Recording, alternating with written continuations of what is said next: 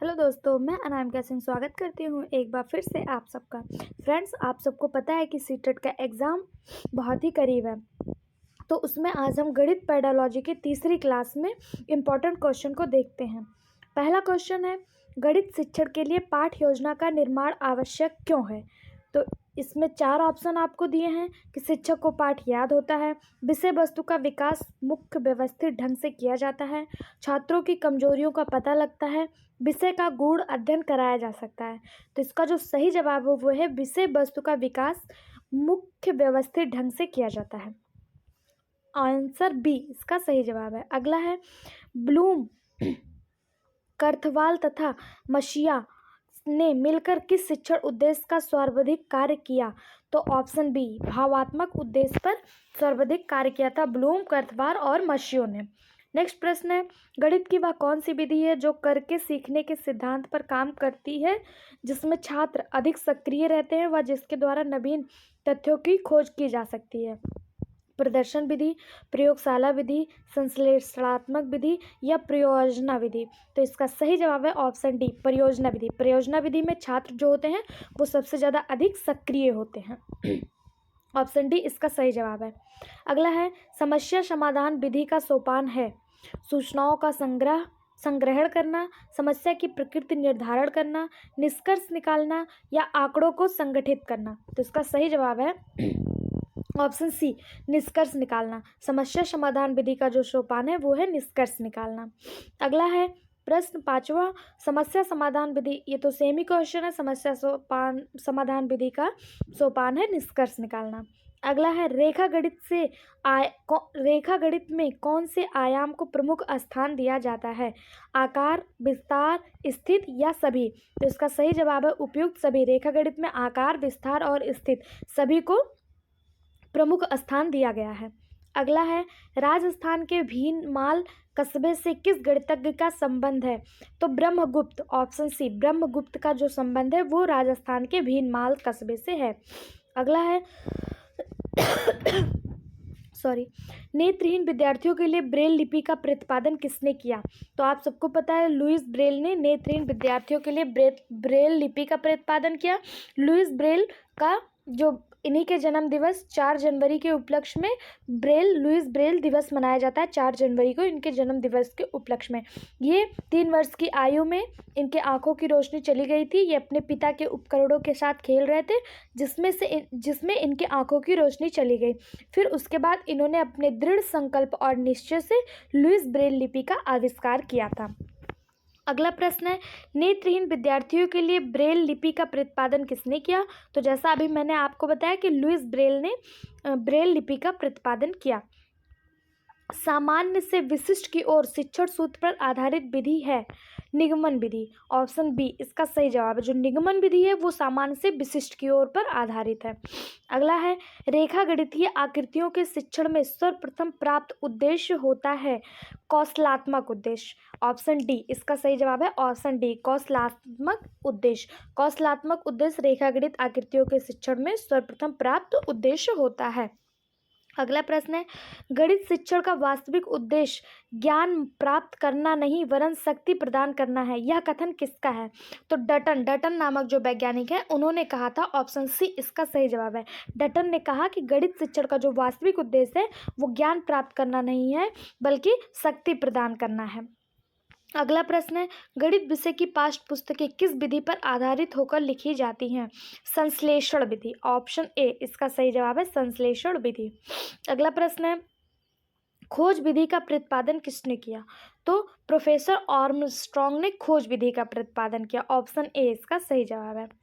जिस विधि से पहले उदाहरण बाद में नियम बताए जाएं वह कौन सी विधि है। तो ह्यूरिस्टिक विधि। ह्यूरिस्टिक विधि में पहले उदाहरण बताया जाता है उसके बाद नियम बताया जाता है। अगला प्रश्न है, प्राथमिक स्तर पर गणित शिक्षण का महत्व है। तो व्यवहारिक। ऑप्शन सी इसका सही जवाब है। व्यवहारिक रूप में गणित शिक्षण का जो महत्व है वो प्राथमिक स्तर पर माना जाता है। अगला है, किसी खेल के क्षेत्रफल का ज्ञान कराने में सहायक विधि कौन सी है। तो क्रिया विधि जो होती है वो खेल में खेल के क्षेत्रफल का ज्ञान कराती है। ऑप्शन सी इसका सही जवाब है। फ्रेंड्स, गणित का जो शिक्षण है वो बहुत ही इजी है, आपको एक नज़र देख भी लेंगे तो आपको या 15 नंबर दिलाएंगे। और जो हमारा CDP का और हिंदी वगैरह का पेडोलॉजी है वो थोड़ा टफ होता है, उसको ध्यान से पढ़ना पड़ता है, उसके क्वेश्चन बड़े आते हैं, वो भी मैं आपको कराऊंगी। उसके लिए आप हमारे चैनल को लाइक, शेयर और सब्सक्राइब जरूर करिएगा। अगर आप कहेंगे तो मैं NCERT का EVS और साइंस आपको एक संपूर्ण वीडियो आपको दे दूंगी, पूरा कंपाइलेशन। अगर आपको चाहिए तो आप कमेंट बॉक्स में ज़रूर बताइएगा। अगला प्रश्न है, पाठ्य योजना का भाग नहीं होता है तो शिक्षण के उद्देश्य जो हैं वो पाठ्य योजना के भाग नहीं माने जाते हैं। ऑप्शन सी इसका सही जवाब है। अगला है, निम्नलिखित में से कौन सा सिद्धांत परियोजना विधि का नहीं है। ध्यान दीजिएगा, इसमें दिया है नहीं है, तो मूल्यांकन जो है वो परियोजना विधि का सिद्धांत नहीं माना जाता। ऑप्शन डी इसका सही जवाब है। अगला है, अपेक्षित व्यवहारगत परिवर्तन में निहित है, तो प्राप्त उद्देश्य जो है वो अपेक्षित व्यवहारगत परिवर्तन में निहित है। ऑप्शन बी इसका सही जवाब है। अगला प्रश्न है, एक अध्यापक गणित शिक्षक में अवरोही क्रम का अनुसरण कर रहा है, वह किस विधि से प्रेरित है। तो निगमन विधि से। अगर अध्यापक जो है वो अवरोही क्रम का प्रयोग कर रहा है तो वह निगमन विधि से प्रेरित है। अगला प्रश्न है, अनुप्रयोग संबंधित प्राप्त उद्देश्य की प्राप्ति होती है, कब होती है। जब छात्र समस्या हल करने की उपयुक्त विधि चुनता है। ऑप्शन सी इसका सही जवाब है कि अनुप्रयोग संबंधित प्राप्त उद्देश्य की प्राप्ति कब होती है, जब छात्र समस्या हल करने की उपयुक्त विधि चुनता है। ऑप्शन सी सही जवाब है। अगला है, निम्नलिखित में से कौन सी विधि तर्क प्रधान विधि है। तो जो विश्लेषण विधि है वह तर्क प्रधान विधि मानी जाती है। ऑप्शन बी इसका सही जवाब है।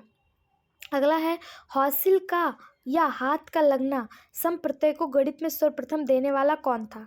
तो श्रीधर नामक जो वैज्ञानिक थे, उन्होंने हासिल, जो हासिल होती है, जो हम कहते हैं कैरी करना कहते हैं, जैसे 11 और 12 जोड़े, तो उसके बाद जैसे मान लो 10 और 11 जोड़े, उसके बाद आपका क्या आ गया, 10 और 11 जोड़ने पे 21 आया, तो 21 का हम 1 लिखते हैं और 2 कैरी कर लेते हैं, जिसे हम कहते हैं हासिल ले लेते हैं, हासिल बच जाता है। तो उसको सर्वप्रथम किसने दिया था, तो श्रीधर नामक वैज्ञानिक ने दिया था।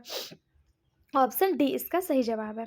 अगला है, रेखा गणित में प्रायोगिक स्तर पर प्रयुक्त होने वाली शिक्षण विधि कौन सी है। तो रेखा गणित में प्रदर्शन विधि प्रायोगिक स्तर पर प्रयोग की जाती है। ऑप्शन सी इसका सही जवाब है। ये सेकंड लास्ट क्वेश्चन है, इसके बाद एक क्वेश्चन और बचता है। दोस्तों, वीडियो को ज़्यादा से ज़्यादा शेयर करें, लाइक करें, सब्सक्राइब करें, जिससे मुझे भी मोटिवेशन मिलता रहे और इस तरह के वीडियो मैं आपके लिए लाती रहूँ। अगला प्रश्न है, आगमन विधि का प्रमुख दोष क्या है। ज्ञान अस्थायी होना, ज्ञान अर्जन बहुत धीमी गति से होना, विषय नीरस हो जाता है, आत्मनिर्भरता कम होता है। तो जो प्रमुख दोष है वो है ज्ञान अर्जन जो है वो बहुत धीमी गति से होता है। ऑप्शन बी इसका सही जवाब है।